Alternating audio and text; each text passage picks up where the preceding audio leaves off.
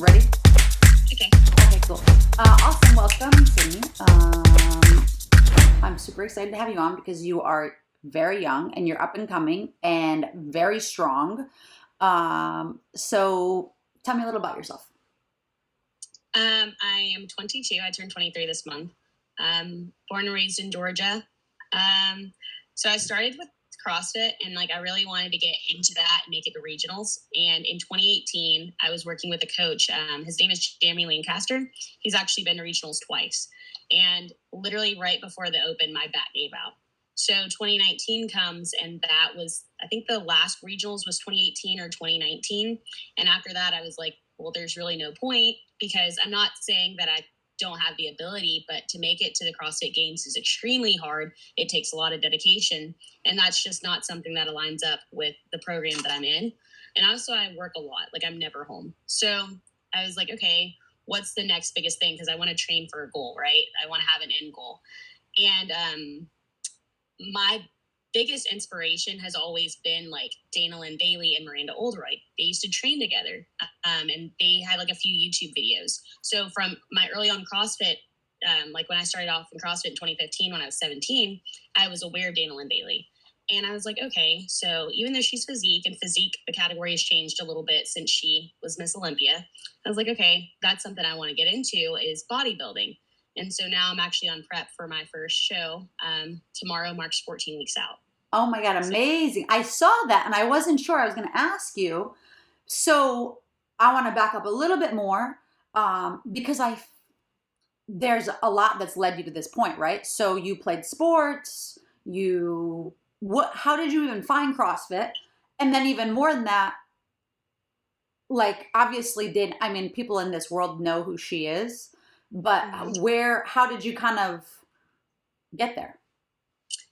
So I played softball growing up, and one of my travel ball teams, we actually did CrossFit as more of we didn't do CrossFit. It was more of a boot camp, but it was in a CrossFit gym, and it was just to get conditioning up. And I remember after I stopped playing my junior year of high school, I gained a few pounds, and I was like, oh, I want to lose weight. And CrossFit was the first thing that I was like, okay, I know a little bit about that. And I remember when I first started, I was super insecure with super baggy hoodies and pants. And I would stand in a corner. The gym that I went to was a traditional old school box. So they had a area that was dark, and I would go stand in that corner and would not talk to anyone. And I have this weird thing where I stand with my hands in front like this. And I just realized that I was good. I would understand things really quick, and I would pick up on things, and I kind of came out of my shell, and that kind of helped me as I was trying to formulate myself into the next stage of life. Kind of make myself be a little bit more outgoing, if that makes sense, with CrossFit. So whenever I'm in something, so even when I was in softball, I would look on YouTube and research all the girls, even baseball. I would research all of them and look at their hitting mechanics or whatever, and follow a day in the life of whoever. So the same thing with CrossFit. I would sit and watch YouTube videos of all these girls. And Miranda Oldroyd at the time, I think she's Miranda Alvarez now. Yeah.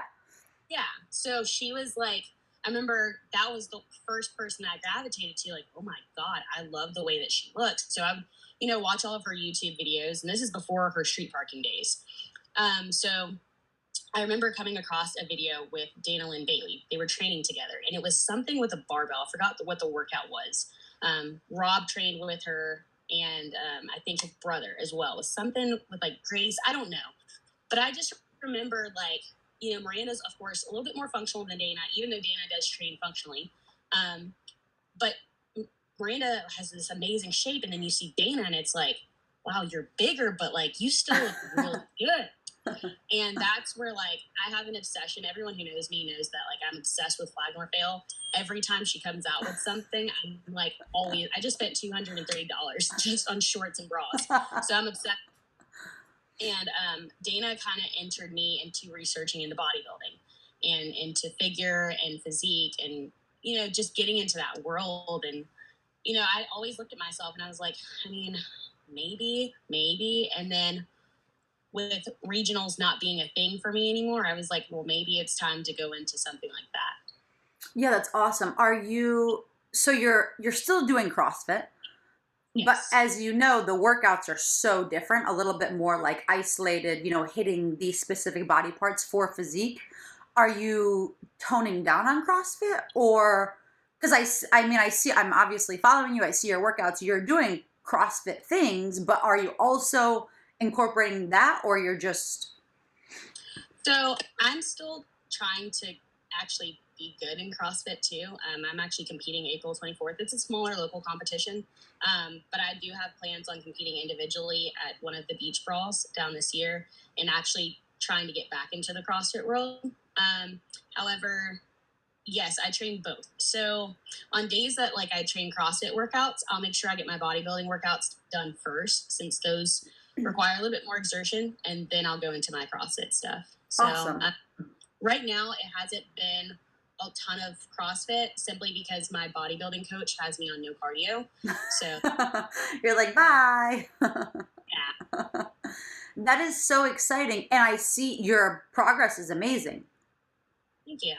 Did you, I mean, your taper is just like, whoop, whoop.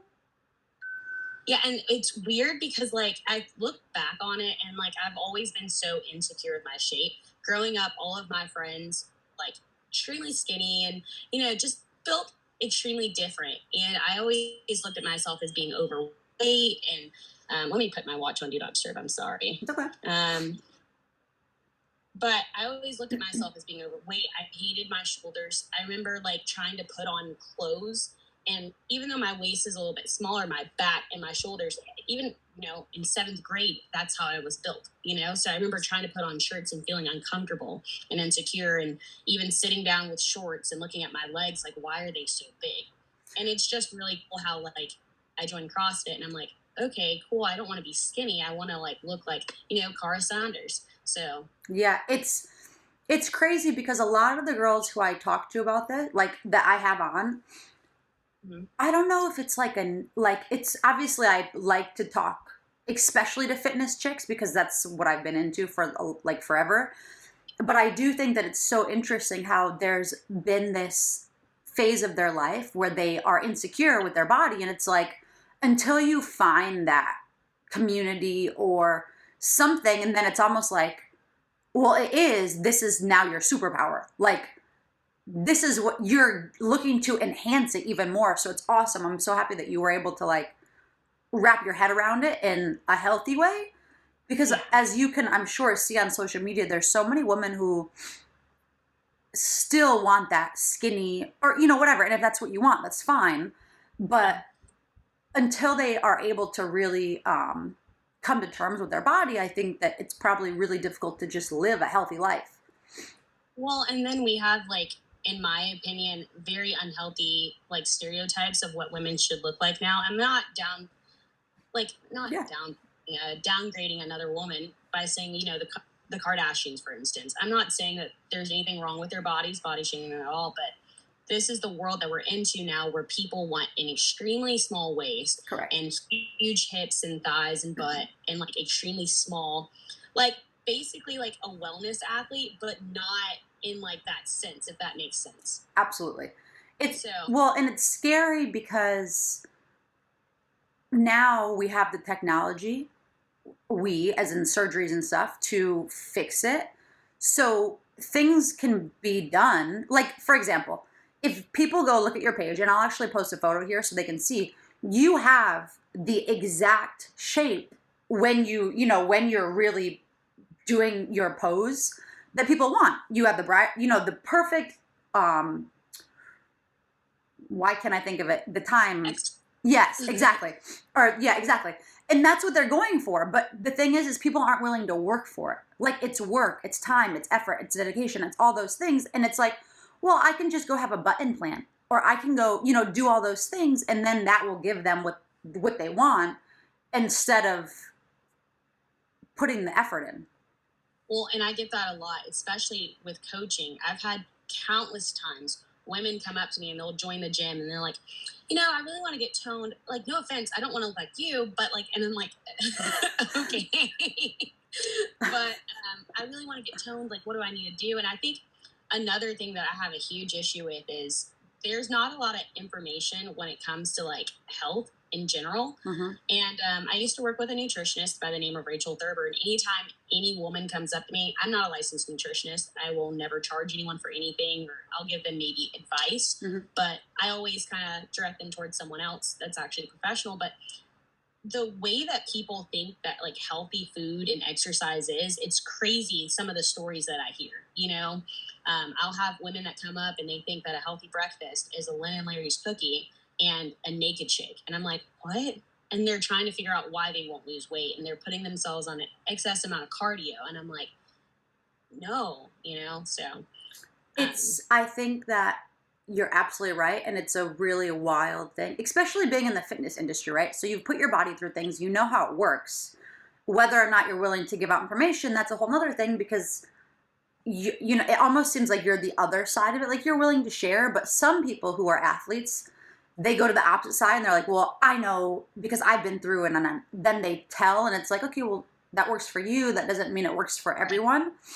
So it's interesting because there's definitely there's a lack of information, but there's too much information. So I think that people don't necessarily know where to start. So if you do have someone, we'll share it, and then I can send their website or whatever.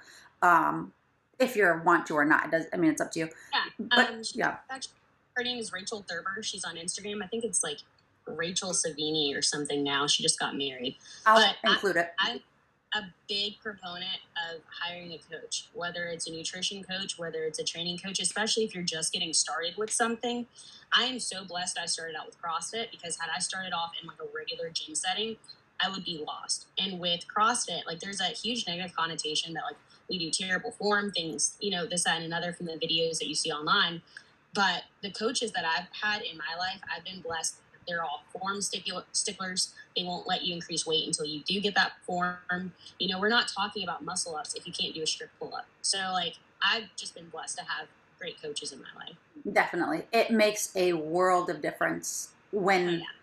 Because I agree. I've been in a CrossFit gym for, I don't know, the last 8 years or whatever it's been. And it's like, if you go travel elsewhere, you get those coaches who are like, go, go, go. And you're like, no, like I don't need to go harder, heavier. Like, it's okay to just stick here. And I think that it's only when you are confident in yourself as an athlete and you're comfortable with where you are, you could still be competitive, but you're not going to risk that form, because you know that it's dangerous, and nobody has time to be hurt. Oh yeah. And I've had gyms where, certain coaches are like sticklers to the wad. They want you to do this and they want you to do, and I'm one of those coaches where I am a form stickler. So if we're doing kettlebell swings and, you're not hitting what we're supposed to be doing, we'll drop weight. And until you can get that American kettlebell swing, with good form, then we'll increase weight. But I'm also really big on, Sydney, I can't do this. Okay, that's fine. We're in here. The main goal is for overall health, right? Is for fitness in general. It's not to beat someone else. Mm-hmm. And I think sometimes we lose that.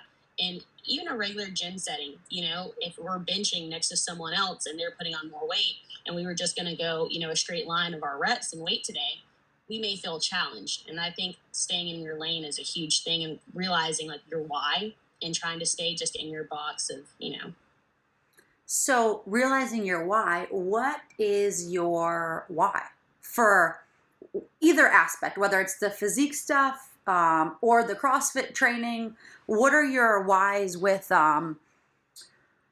your internal or external motivations? What are your goals, right? Because you mentioned that in the very beginning.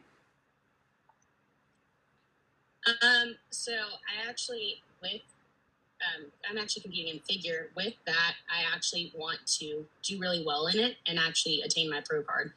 So this show that we have in our minds, July 17th, we actually have a national show in the back of our heads for 2 weeks later. So I really want to, it's more of a trying to impress myself. I'm an only child, and I grew up extremely insecure, and I would go home crying a lot, and I hated the way that I looked until I joined CrossFit. And I just want to show like the younger me, like, this is why we went through these things. This is why God blessed you with the body that you have. something that I was super ashamed of, my shoulders being so wide.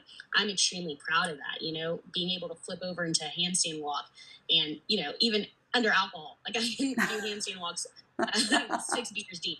And that's something that like, I just think is super cool. And I have a baby cousin. She's like 1. And she has a similar shape, kind of chunky. And I just want for when she grows up that she knows like, okay, I'm strong. I'm meant to be strong. My body is meant to be functional. It's a tool, and not something that's just purely aesthetic. And if there's other young girls that are out there that are like, okay, I'm chubby, because my legs or whatever.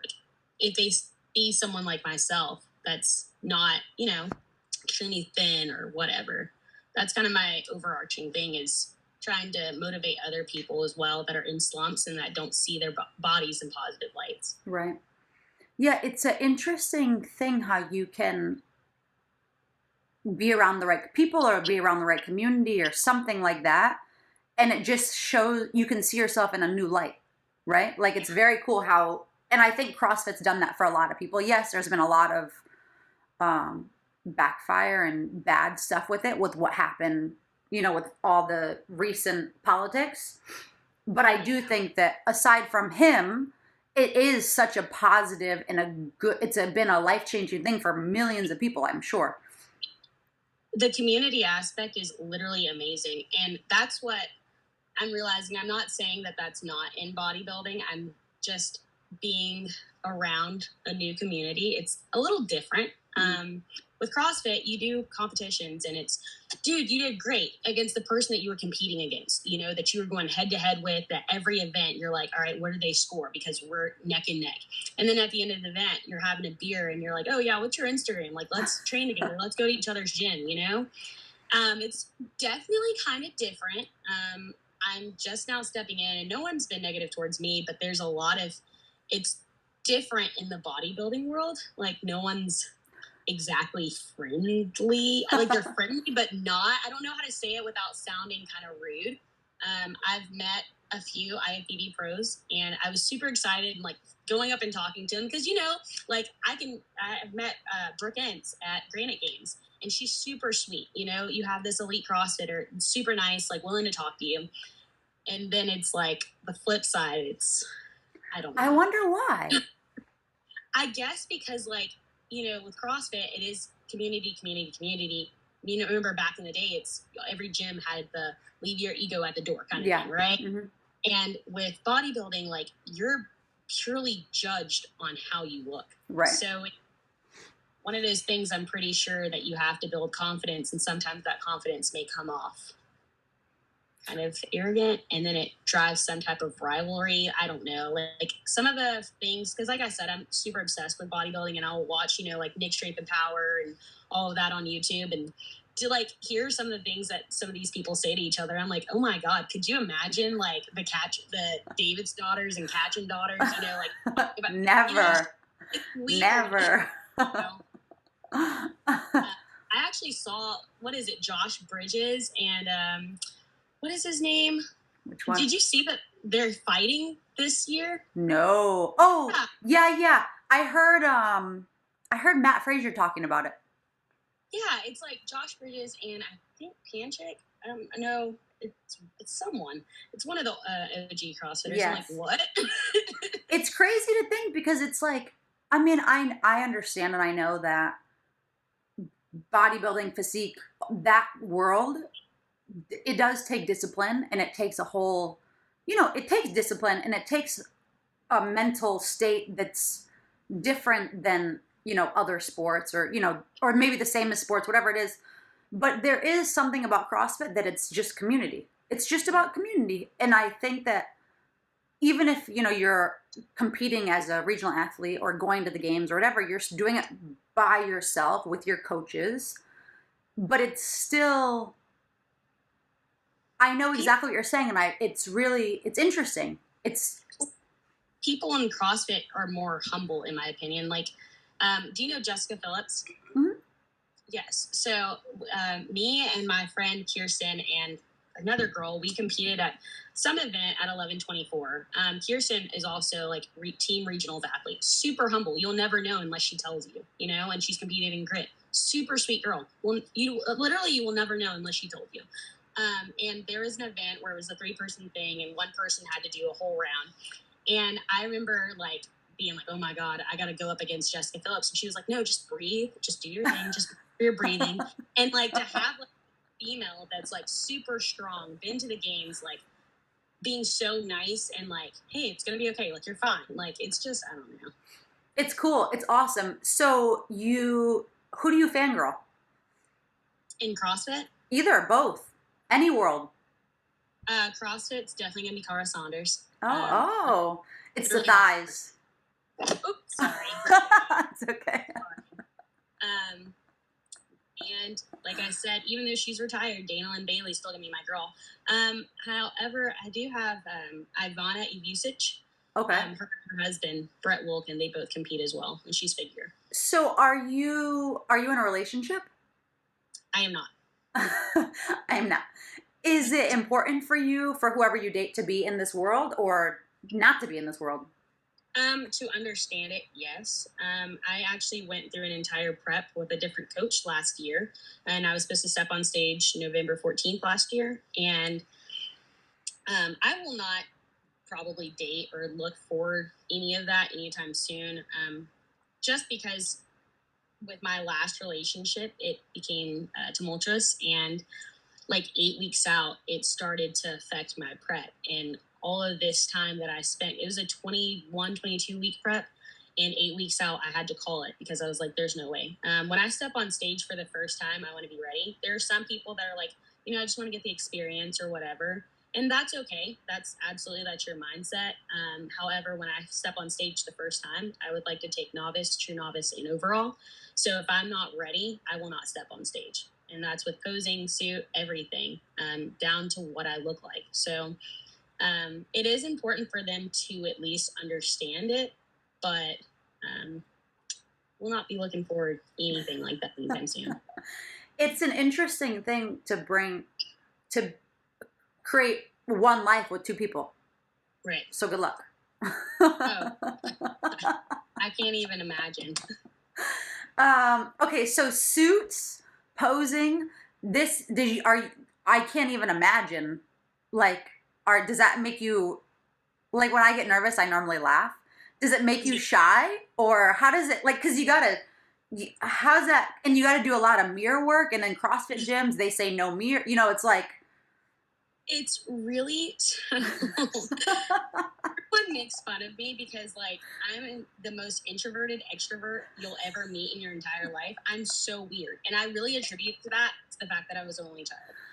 So, where I told you about that corner of the wall that I used to have at the old CrossFit gym, it's the same way where, like, I don't know if you're familiar with Steve Payne. He's a posing coach down here in Georgia. I stepped on his little stage to practice, and I did the hand thing where I'm like hiding my like body. And he's like, "What are you doing?" And he's like, "Are you gonna take off your shorts? Like, we have to see." And I'm like, "What are you like?" There's other people here, and he's like, "You're like, you're a pervert. Stop it." He's like, "Sweetheart, you're gonna be like in this on stage," and it's hilarious.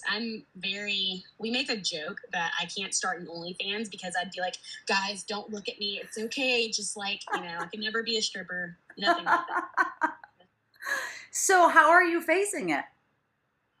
I'm having to realize like this is something that I want. And even though for some reason it's the most uncomfortable, it is the most important part, obviously. So I'm dealing with it a lot better. I think as time goes by, I'm still a little heavier. Like, we just had a refeed week, so I don't want anyone to see me until like I'm a little bit thin. But you can't practice just when you're thin. So I guess. And okay, so that's one part of it. But what about the other part? About like, because don't you have to do like a dance or something? No. So I'm in figure, so we just have quarter turns, thankfully, because I also have no rhythm. I'm a terrible dancer. I could never do physique or fitness, none of that. So, okay, so good. This is in your favor. Oh yeah, literally every division except for figure, because even like bikini and wellness, they have that like extremely difficult, like smooth turnaround thing that I would probably fall. And you have to wear heels. Yeah, that's another thing. I don't wear heels at all. Steve, if he's literally the sweetest little guy. He's like a sweet little Asian guy, and he's like, "Sweetheart, I hate to tell you this, but you walk like a dude." It's that, you can hear me walking, so we're working on it. I will tell you because I was living in heels, big heels, for a long time. My husband is obsessed with them, so every time we would go anywhere, I would wear them. The more you wear them, the easier it gets. Yeah. So just wear them.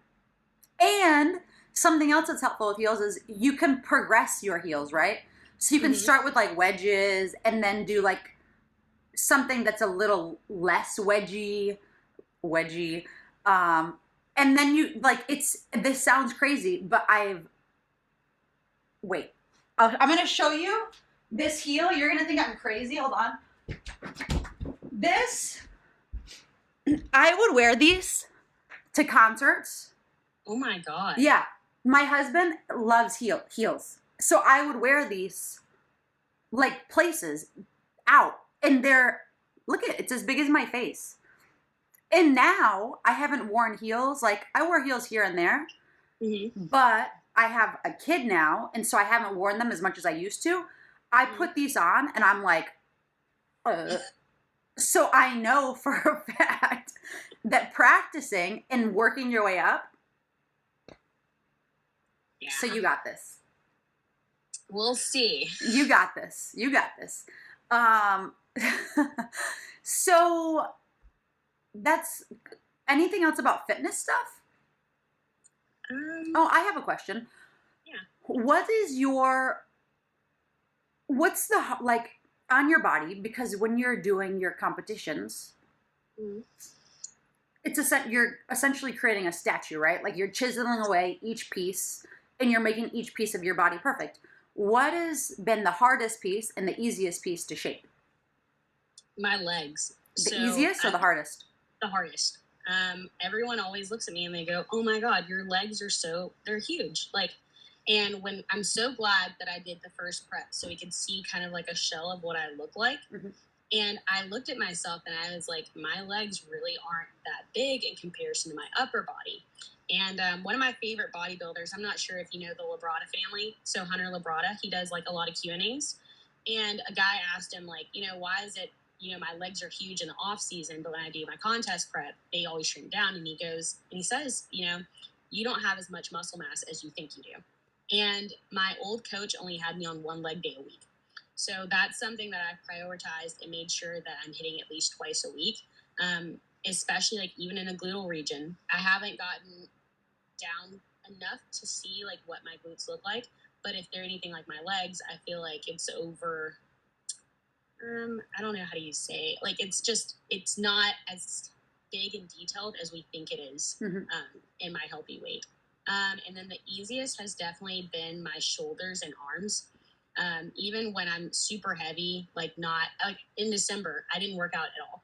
I kind of just took like a time to decompress and like miss weightlifting and CrossFit both. So I literally didn't work out at all. And my arms and shoulders still kept their shape, whereas my legs got super, big, and my stomach. But my arms and shoulders have always been like my strong point. That's the first thing everyone notices. A lot of times I don't even get like weightlifter or anything like that. I get gymnast. Simply. That's interesting. So I'm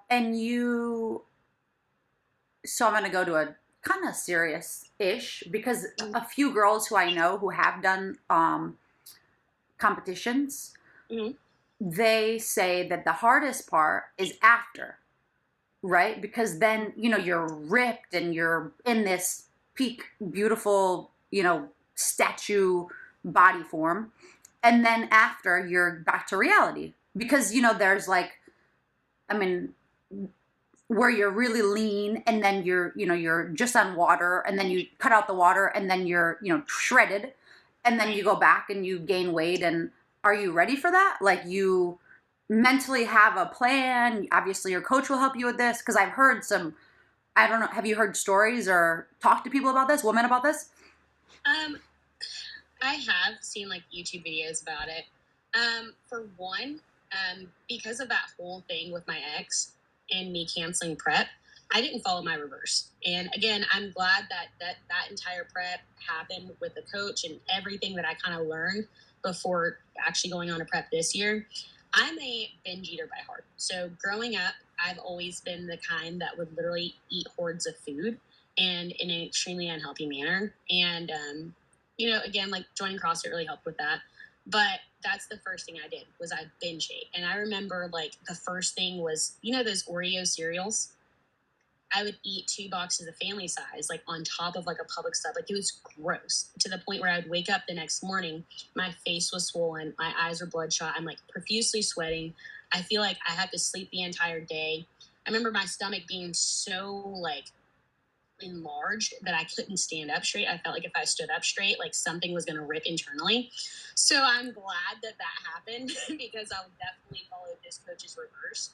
And as far as like aesthetic standpoint, like I said, I won't follow reverse. So I'll never get, because I think I hit around like 160 and it wasn't muscle. It was just literally water and fat tissue from binge eating constantly. That won't happen this time.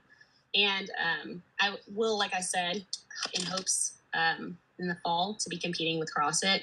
So I'm not really too worried about that much. Good. Yeah, it sounds like you totally realize that happened for a reason. You learn from it. And it's scary when something happens to your body. And if you can remember that for next time, you're like, yeah, not happening. Yeah, it's a gross feeling. It's literally, I remember having heart palpitations and I'm like, am I going to die? That's horrible. So, yeah. What is your guilt food? Everything. I'm so bad. Probably Oreos. I'm a big burger and taco person. I'm really bad. Like, I love the taste of beer. Like I said, like that's my thing. So sours, stouts, lagers, anything. So that's, if we're talking about anything, it would probably be my beer consumption. And it's not even the purpose to like, Yeah. It's literally because I love the taste of beer, especially in the summertime. Like I'm like kind of upset because, the prep takes place, Memorial Day, 4th of July. So I can't really have my brews, but we're okay. Next season, maybe, it's okay. Yeah. That's so funny because I feel like that, is the beer taste an acquired taste? I don't know. Like, there's some people that, like, when I tell them, like, beer's my thing, they're like, why? And I'm like, I mean, that's where I grew up. Like, that's what we would do. Like, even in high school, is sit around a bonfire and drink beer, Yeah. And, like, even, like, in the CrossFit community, literally every competition that you get done with, like, we'll be standing on podium. My teammate, Kirsten, we literally always have beers. I don't really drink hers. Hers are a little bit more like IPAs and like she'll have milk stouts. It's kind of weird. So I'll usually bring my own. Yeah, that's our thing. It's kind of weird. When people ask me what my diet's like at CrossFit comps, because like I said, sometimes like, especially women, we don't see ourselves the way that other people see us. So I'm thinking like, dude, I look fat in these shorts or whatever. I don't really care. We got this. But other people are like, oh my God, you look great. Like, what do you eat? And I'm like, literally last night I had 2 rows of Oreos and a 6-pack of Yingling. And they think I'm joking. I'm serious. So it's going to be a big transition for your nutrition going into this world. Oh yeah. Are you ready for it? Yeah. So I've been chewing gum like they're cigarettes. And I've asked my coach, I'm like, is that okay? And he's like, yeah, for right now it is. But my sucralose, is it sucralose or sucrose? Sucrose? Is it sucrose? I'm sorry. It's sucrose, right? My sucrose consumption is probably like, some people would look at it as like ungodly. Have you heard of like the Walden Farms, like pancake syrup? I haven't, but I'm sure it's pancake syrup. So it's 0 everything. And it's the only thing from this brand that actually tastes good. And I literally put it on my eggs. I put it in my oatmeal. I put it in my turkey and rice, like everything. I even put Splenda in my turkey and rice because like I'm a huge like sweet tooth kind of person. So between the gum and it's bad. It's bad. Well, it's I read something recently that because I also have a sweet tooth, like I have a like it's an addiction. I know it is. And I'm like, just talking about it, I know it's a problem. That's it. I'm going to put that out there. But what I did read, which is interesting, is that apparently with your gut bacteria, the more you eat, the more you crave it. Right. So and this is the other thing I've learned, when you mentally say, okay, I'm going to cut it out, because you put that block there, it makes it harder to cut it out. Right. So it's something that you just kind of have to gradually either one, habitualize to the sense of when I'm going to eat my Oreos, let me chew on a carrot or something crunchy instead, which obviously it's not the same. I know. But if you replace the habit, it will make it easier. Right. Like during my pregnancy, I really tried to not do so much sugar. I didn't have as much of a sweet tooth, but I do, like, it's 11:30. I've already had, there's a chocolate place up here at where I'm at. And every time we come up here, I literally get a box of chocolates because it's like a homemade, like a little mom and pop shop. And I'm like, babe, we got to stop. I need to get some chocolates. They have something called a caramello, dark chocolate and milk chocolate. What is that? So it's caramel or caramel, depending where you're from. That's how you'll say it. And then there's a marshmallow on top, and then they dip it in either milk chocolate or dark chocolate, and it is the best thing I've ever had. Do they put nuts on top of it at all? No, but they might have that as an option. But they have this other thing called a melt-away peanut butter. It's like a Reese's, but better. I know. How could something be better than a Reese's? It is. See, that's my thing. I can't. Me too. I'm so happy. One thing, my coach now doesn't have peanut butter in my diet, which I'm extremely happy about because I'll binge eat on peanut butter. So I wonder what it is. I wonder where the sweet tooth comes from because I also have it. maybe as women, we have like low iron usually. So probably something to do with that. Yeah, my mom said, she was like, just have a spinach smoothie. And I was like, Mom, it's not the same. She's like, yeah, but if you have greens, apparently it helps with chocolate cravings. So it's the iron. Must be. You're onto something. How did you find your coach?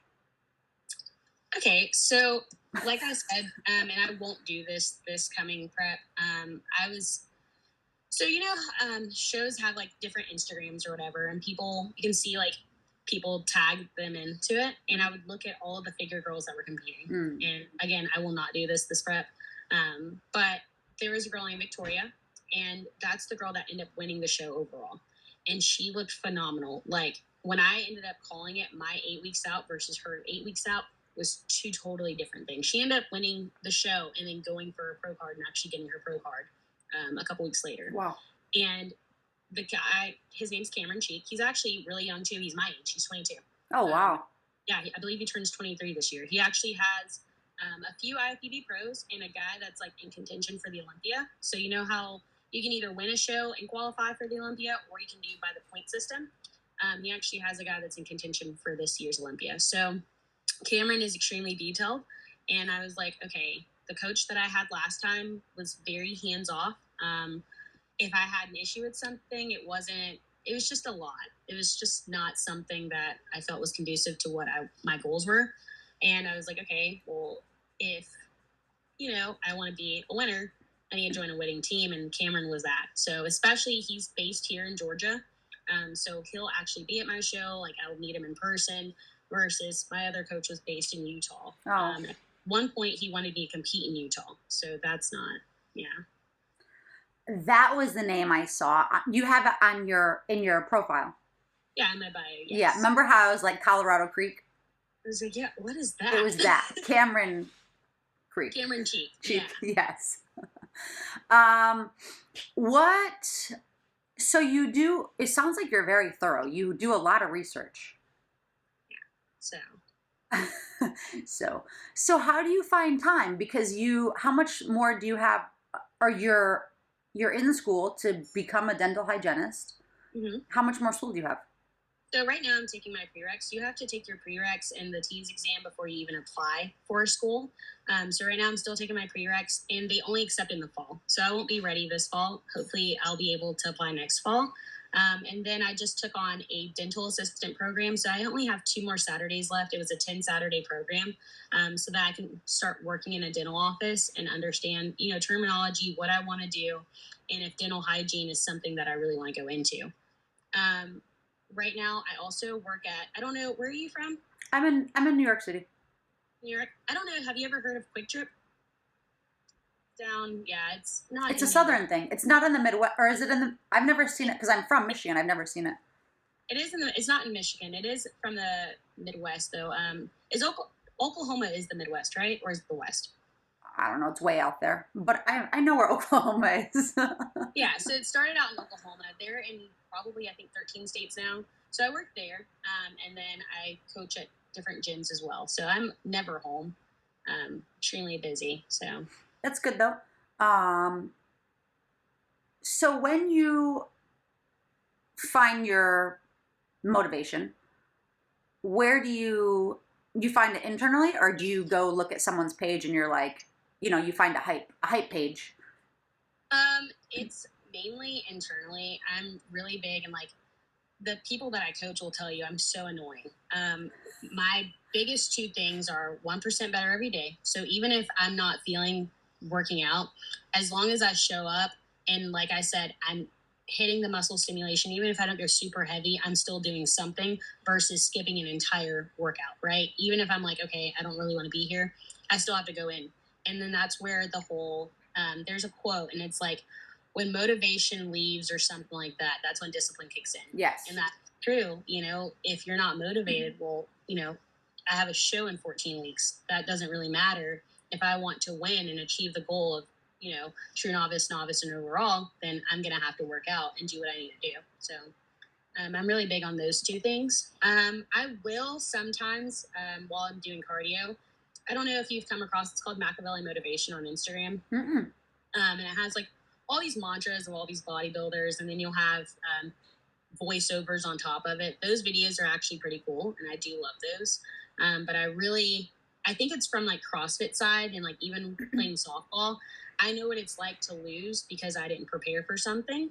And that's not the feeling that I want to have July 17th. And what are you most nervous about? Whether it's in preparation or on the stage, how many hours are you doing towards your prep? What do you mean hours towards my prep? Like weekly, how much are you putting in with your posing and all this type of stuff, and your workouts, because it's a whole different workout than CrossFit. Oh yeah, it's a lot. It's definitely a lot. I do pose in the morning and in the evening time. Between food, even I'm not really big on like buying a bunch of groceries at one time. I'm good for prepping for 3 days, but I find myself at Kroger every other day, right? Always in the kitchen making something. I'm always in communication with my coach, and I love that because if I ever have a question, I can just ask him immediately. Fridays, I'm actually off Friday mornings because I have my check-ins, and that's a really big thing. This coach is so thorough that he wants me to do measurements and everything, so it's very time-consuming, and if I had to work or coach or anything like that, it would just be, in shambles. I put in a lot of time. There's days where, let's say, for instance, on a Monday, I'll have to work at one job at 6. I get off. I have class around 2 o'clock. Then I have another one at 3:30. Then I coach a 4:30 class. I get out of there around 7:30, and then I go train at a gym probably about 15 minutes away. And then I do it again on Tuesday, Wednesday, Thursday. So it's a lot. But, I mean, I'm a big believer in God, and I believe that, I've prayed for literally everything that's happening, and I'm super blessed for everything, so I can't really complain. Totally. Well, and it's like, the busier you are, to me, the busier you are, the better. Right? Like, he's not going to give you something you can't handle. So it's good. It's great that you got a full plate. Oh, yeah. And it's just like being blessed to have an opportunity that I know other people don't. So you can't really complain. Definitely. What do you think about, because you're obviously creating your own momentum. Mm-hmm. So what do you think about, since God is we're talking about this, free will? Like, yes, he has a plan for you, but you have influence on it? Right. I believe that he does allow that influence confidence to come in and like for me to make my own decisions. But if he doesn't believe they're the right decisions, he slams the door and everything. So, for instance, going back to next, I kept trying to work things out, and it just wasn't something that was in line with my life. And God had to show me, okay, no, that's not working out for you. We're going to shut that door. Or if I don't get a certain job posting, I'm like, well, why didn't I get it? You know, and God shows me later on. And it may not be right then and there that I find out. It may be a year later where I'm like, oh, if I had done this, you know, I was supposed to join the military at 18. And it was supposed to be like 13 M, missile artillery crew member in the Army. And something happened at METS and it didn't work out. And I looked back and I was like, that would have been a 4.5-year contract. I would have just been getting that. Like, and none of these things would have happened. So. Yeah, it's crazy. Everything 100% happens for a reason. Move your phone a little bit, like adjust it, because your mic sounds weird. Yeah, better. Can you hear me? Yes. What else? Anything else you want to share? Can you hear me? Yes. Okay. I don't know. I have no idea. I don't think there's a lot to share yet. What else do you... I have probably one or two more questions. What's the biggest obstacle that you can think of? Like face of adversity or, you know, something that got in your way that you were able to overcome? I would say my own mentality, I would say. I am extremely hard on myself. The conversation that I have in my own head, I would never say the words that come to my head to someone else, you know, especially if I'm coaching them or whatever. I've never had, you know, people have those stories. They told me I couldn't do it. I've never had anyone tell me that I couldn't do anything. It's actually been, you know, the complete opposite. I've always had people supporting me and super excited for whatever I'm doing, especially my family is super supportive with whatever I'm doing. So I would say my own mindset, like I literally have to pull myself out of that. And going back to the whole God thing, I believe that once I start to get into depression or I start to feel like doubt myself that I can't do this, that I can't do that, it's one of those things where I have to pull back and I have to be grateful for the things that God has given me. And for some reason, like just being grateful for those things, it kind of pulls me out of that negative mindset. And I'm like, okay, cool. All right, cool. You're able to do whatever. You can do this. It's fine. So it's pulling myself out of my own mental aspect because like I said, like I did my check-ins last week with my coach and I was like, okay, I mean, some things are starting to pop out, whatever. And he sends them in the group chat and everyone's like, holy crap. And he messages me and goes, what are you doing July 30th and 31st? And I was like, what are you talking about? He was like, we're going to NPC Nationals. You're going to win the show. And I'm looking at myself like, what is he talking about? And I'm looking at my pictures and I'm like, I mean, okay, but like, I'm not, you know, so-and-so. So it's really just getting out of my own head. And I think a lot of, especially females, we do that a lot where we tell ourselves like, you know, I can't do this. And I'm one of the coaches, and this goes back to my coaching. Like, I'm really big on females doing, I don't care what a guy does on bench press, right? I really care what my females are doing. And it's not because I'm a feminist or anything like that. It's just because I see women kind of like, I'm just going to go up by 5 pounds. I can't do this. Tell themselves that they can't do it. And it's like, bro, you just did that super easy. Let's go up some more weight. You think so? This is my old PR from when? 3 years ago. Okay, that was 3 years ago. Let's try it now. You know, and I literally get goosebumps when I see females and males, but especially women with low self-esteem hit a PR and they look at me and they're like, and I'm like, yeah, dude, you just did it. So I think that's across the board. It's definitely, it's funny too, because it seems like women, especially the more that I'm doing these episodes and I'm only speaking with women. So it's something that you find in yourself, or I don't know if it's like a confidence that you finally gain or something that just clicks because and it might be, I think a big part of it does have to do with CrossFit or fitness in general, but it's like, there's a lot of women who are so insecure with themselves that they can't be happy for other women and they can't cheer other women on. And it's a really hard, it's hard to see. And that's a big part of why I felt like I wanted to do this podcast is because as women, it is hard to be our biggest fan because we do constantly be our biggest critic, because I think we have empathy, but we also are tough, like on ourselves, to be the best version of yourself. So it's really interesting you say that. And so when you go into a depression, or when you go into this deep hole, essentially, of what do you say to get yourself out?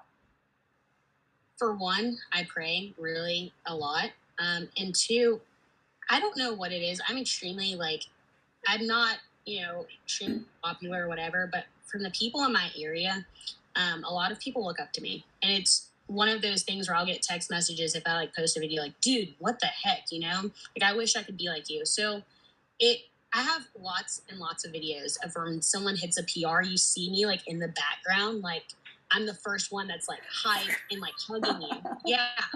And it's just one of those things of like, I get goosebumps. I don't know. Like, it's just, I think about like, if I were to be gone today, how many people would be upset just in my life? Like, and I kind of don't realize like the impact that only, especially like, as I'm so big on like my coaching, that's something that I really enjoy. So it's one of those things, if I were to be gone tomorrow, how many people would miss me? For that hour a day, who do I impact? I had a female that I've known for years break down in class on Monday. We were doing some type of dumbbell workout, and she usually does 20s. And I was like, let's just push it up to 30 today. And she didn't finish under the time cap. I've never seen it. She's always super positive. She starts crying, and she gets angry because she's crying in front of these other people. And I literally had to hug her, and I walked her out to the door. And I was like, dude, it's okay. What goal do we have? We're sweating right now. We just pushed ourselves to a new limit. It's fine that she didn't finish under the time cap, but it's one of those things. I messaged her the next day, and she goes, I'm so appreciative, for you being there for me. And it's one of those things of, I guess, pulling myself out because it's bigger than me. It's bigger than you. It's bigger than all of us. Like, we're all kind of connected. And if, you were to be gone tomorrow, a lot of people would be upset and they would miss you. You're a big part of a lot of people's lives.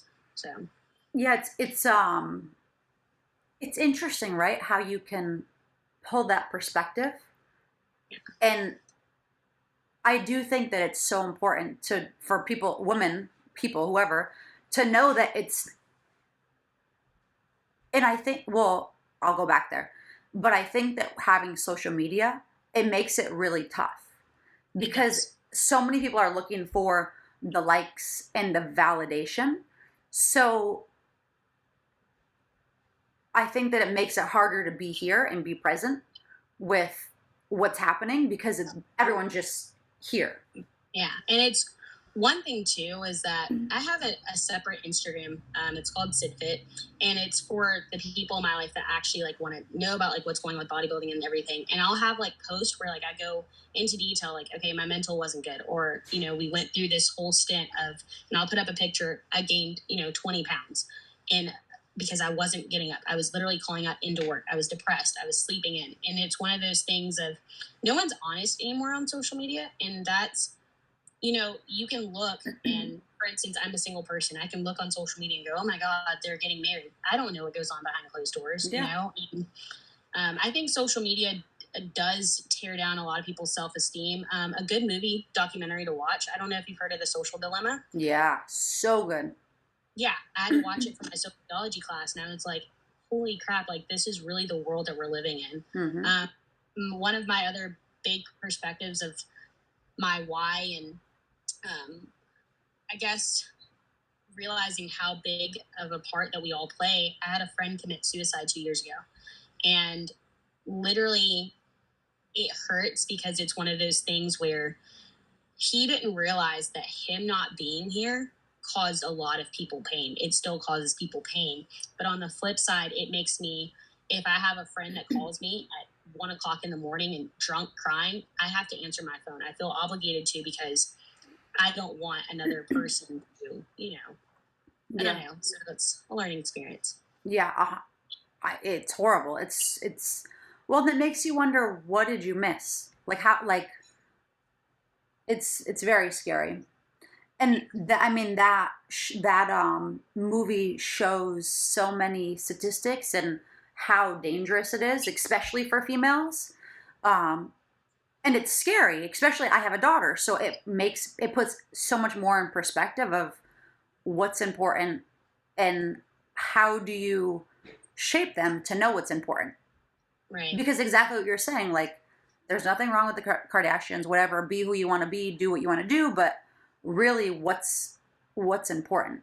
Like, and how do you, for me, a lot goes back to fitness, whether it's sports, health, wellness, whatever, because I think that there's so much discipline and just a lot that comes from it. From playing sports, whether you're competitive, it teaches you how to win, it teaches you how to lose, it teaches you so much. I'm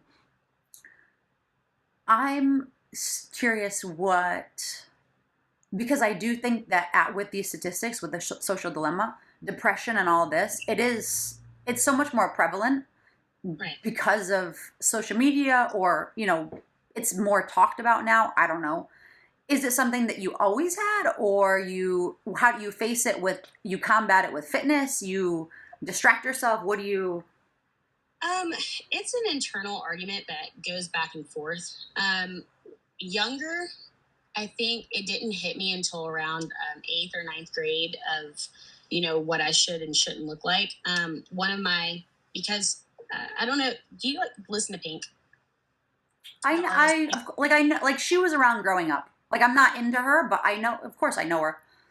So I remember when I was younger, a video came out. It was called Stupid Girls. Yes. Right? Yeah. And she's talking about, like, where are those girls that want more, that want to do, better, not just lean. There's nothing wrong with leaning on a man, but just want to be their own person and strong and independent and whatever. And for so long, that really stuck with me. And then social media, I think I made my Instagram when I was like in 7th or 8th grade.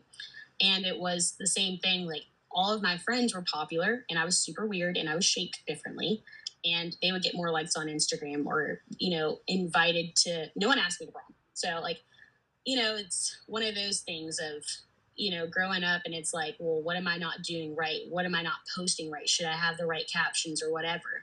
And even still to this day, like, I don't really compare myself to other people so much, but I do look at, some posts sometimes and I'm like, should I go get my lashes and, my nails done? Like, is this why, I should look a certain way or whatever? I don't know how to really explain it. Like, even with the whole animal thing, like, it was weird seeing myself talk and I'm like, oh my God. And I'm like waiting for somebody to make a negative comment. Like, why does she talk like that? Or why is her hair like that? Or just something. And I'm like, I don't know. It's just weird because, like, social media puts you on like this widespread platform and you're constantly like, should I delete that?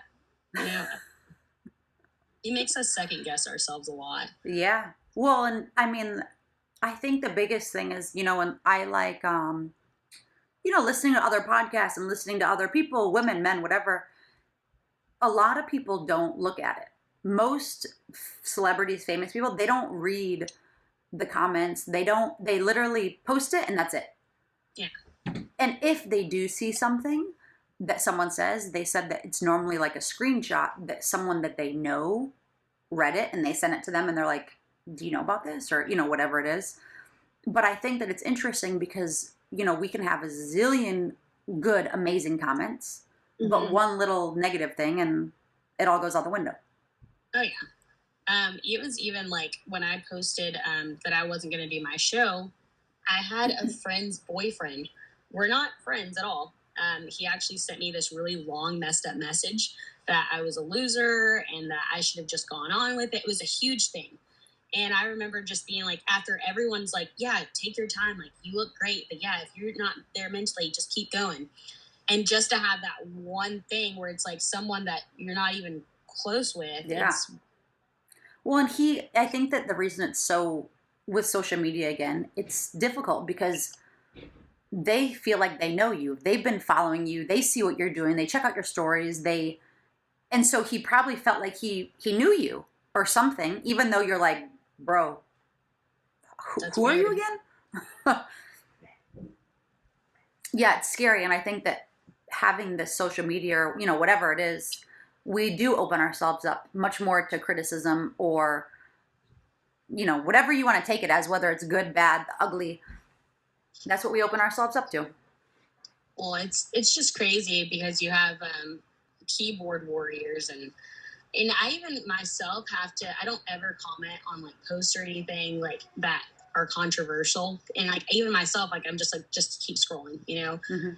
I saw this one post on TikTok. I unfortunately downloaded the app. I need to delete it because I'm obsessed with it. And this young lady, I think she's in high school, and she was talking about born men that are competing in women's sports. And this comment, she's in high school, she was like at a state championship or something. Her time would have set a new record. But and she came in third place. But the two that ended up beating her and one that set a new record of over a minute were both born men. And I support like whatever you want to do, but when it comes to sports, I have a very different way of looking at things. And someone commented, well, women wanted equality. This is what you got. And I'm like, oh, that's not. Yeah. And I had to keep scrolling because I had like this whole paragraph written up and I was like, what are you doing? And I like deleted it and kept scrolling and I like sent it to my mom and I was like, dude, I can't. But this is a whole topic and I absolutely agree and I know where you're coming from because I had someone on my episode recently and we had a huge conversation about this because I think being a woman women in sports, we understand the difference between men and women. We're different. And yes, we want equality, but men and women are different. Like, yeah.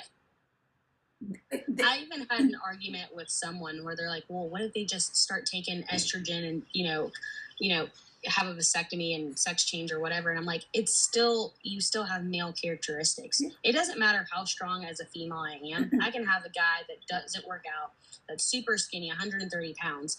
And for instance, if he starts attacking me, I have like maybe a 50-50 chance of defending myself because he may be stronger than me, just simply because he's male.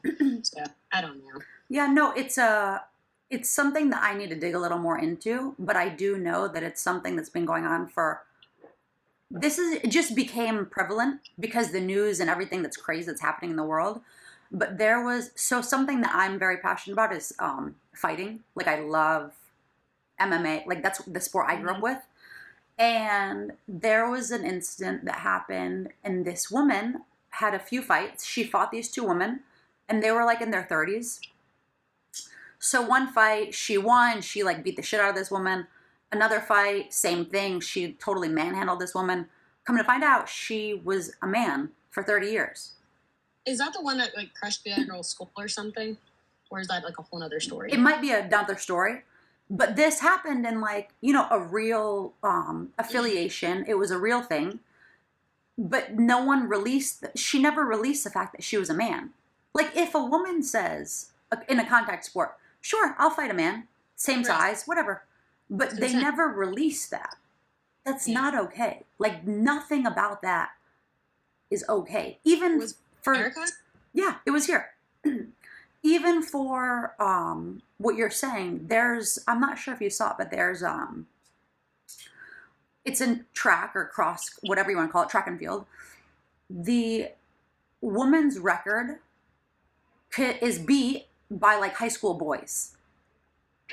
Because there is a difference between men and women. And I agree. I think that if you're human, you want to do what you want to do, you're born, that's fine.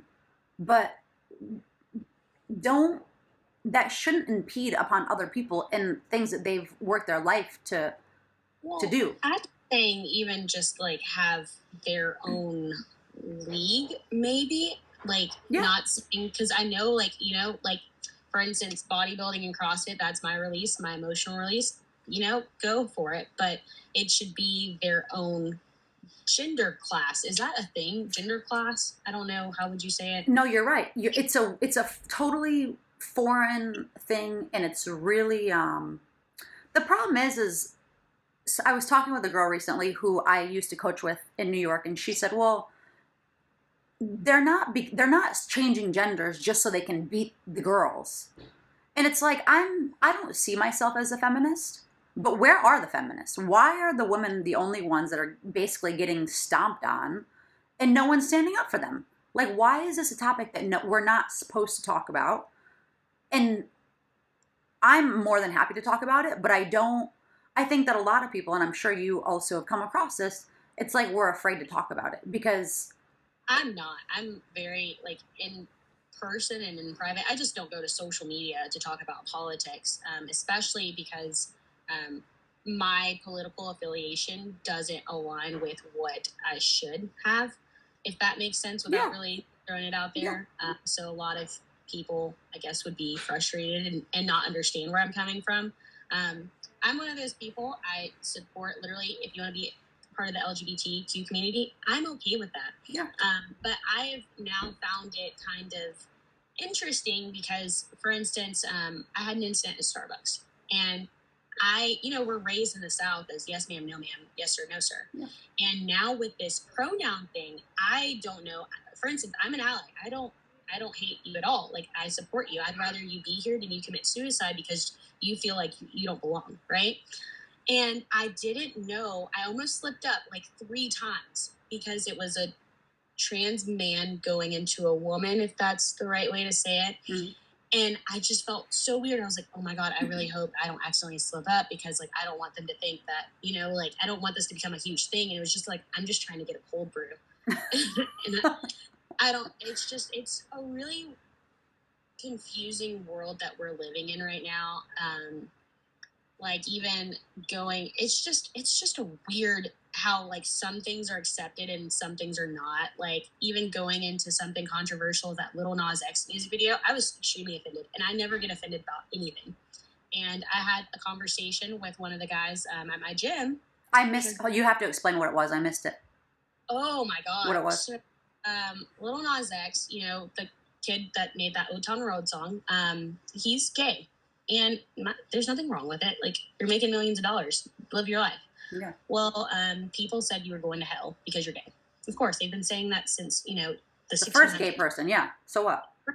So he makes a music video where, like, he gets seduced in the Garden of Eden by this serpent and then gets put on trial and then slides down to hell on a stripper pole and twerks on Satan and is, like, dancing on him with, like, these tight pants where you can see, like, certain things. And then he, like, cracks Satan's neck, kills Satan, and then puts his horns on. And it's like, I've never, and I don't ever watch music videos. I was just sent the video. And within one day, it had already had 12 million views. And I'm really big in my faith. So that made me extremely uncomfortable. And like I said, a lot of things that go on in the world, I don't really care about it. It doesn't really faze me. But this in particular, the fact that there were so many people backing it. And I'm like, well, you guys are canceling everything else. Like, how is this okay? Yeah. And I had an argument with a guy he doesn't believe the same thing. And that's literally okay. I don't care. But he says to me, it's just an artistic expression. And I said, no, because let's say someone makes a video where they don't agree with an LGBT community, right? And they make a kind of controversial their opinion, their artistic expression. Right. That would be taken down, and that would be a whole thing. Riots, cancel this artist.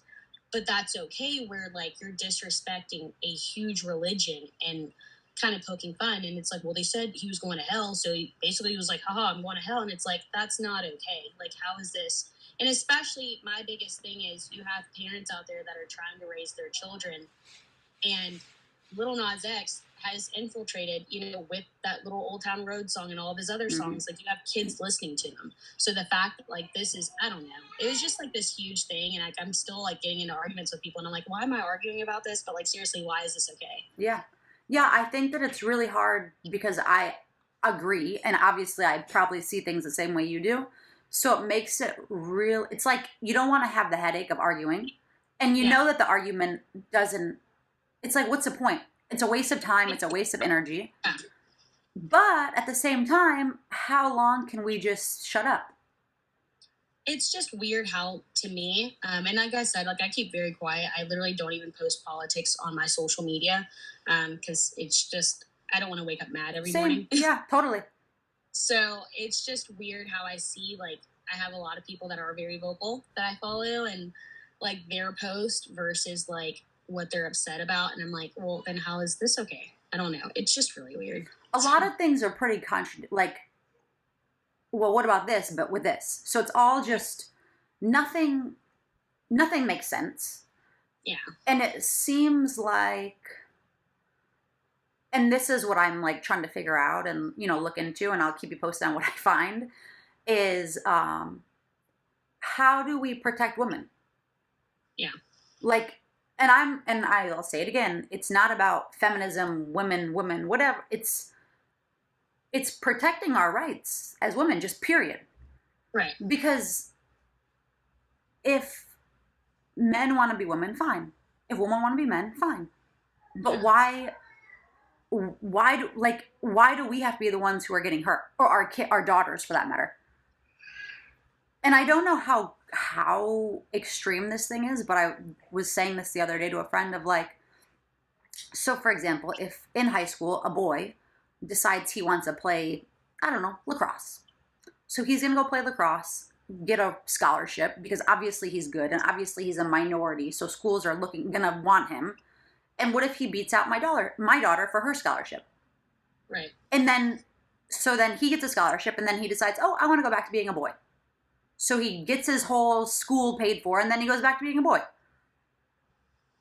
Well, it sets a dangerous precedent. Even coming up with softball, like it's expensive, like tournaments and like all the equipment. You think about like, it terrifies me. I'm 22 and like I want kids in the future, but not for another 10 years. If this is what like other people's children are going through, like at this time, like I can only imagine what in 10 years, not even 10 years, like 20 years before my children start playing sports, like what does that look like for them? Mm-hmm. So, God forbid not God forbid, but like what happens if I have a girl and it's the same instant, all the time that you've spent, with practices and tournaments and games and whatever. And just, I don't know, it's a lot.